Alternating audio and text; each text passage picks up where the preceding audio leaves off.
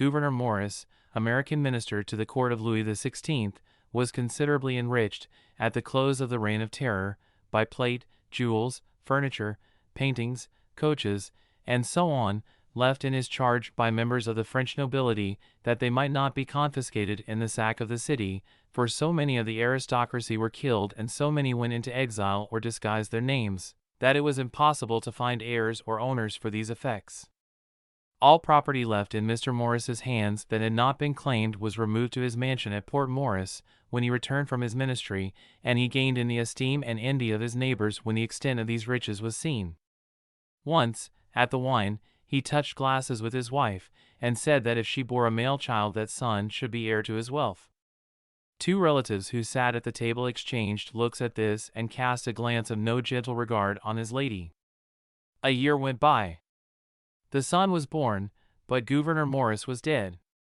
It is the first night of the year 1817, the servants are asleep, and the widow sits late before the fire, her baby in her arms, listening betimes to the wind in the chimney, the beat of hail on the shutters, the brawling of the Bronx and the clash of moving ice upon it, yet thinking of her husband and the sinister look his promise had brought to the faces of his cousins, when a tramp of horses is heard without, and anon a summons at the door.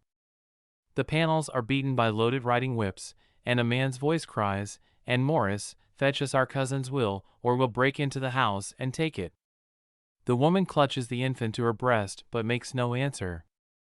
Again, the clatter of the whips, but now a mist is gathering in the room, and a strange enchantment comes over her, for are not the lions breathing on the coat of arms above the door, and are not the portraits stirring in their frames?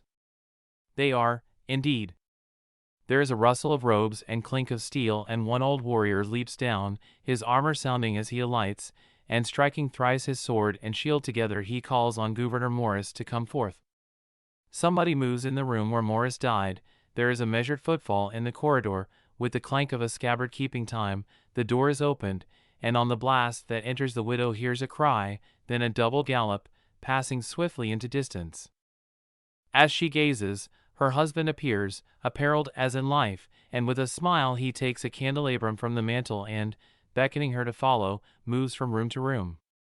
Then, for the first time, the widow knows to what wealth her baby has been born, for the ghost discloses secret drawers and escritoires where money, title deeds, and gems are hidden, turns pictures and wainscots on unsuspected hinges, revealing shelves heaped with fabrics, plate, and lace. Then, returning to the fireside, he stoops as if to kiss his wife and boy, but a bell strikes the first hour of morning and he vanishes into his portrait on the wall.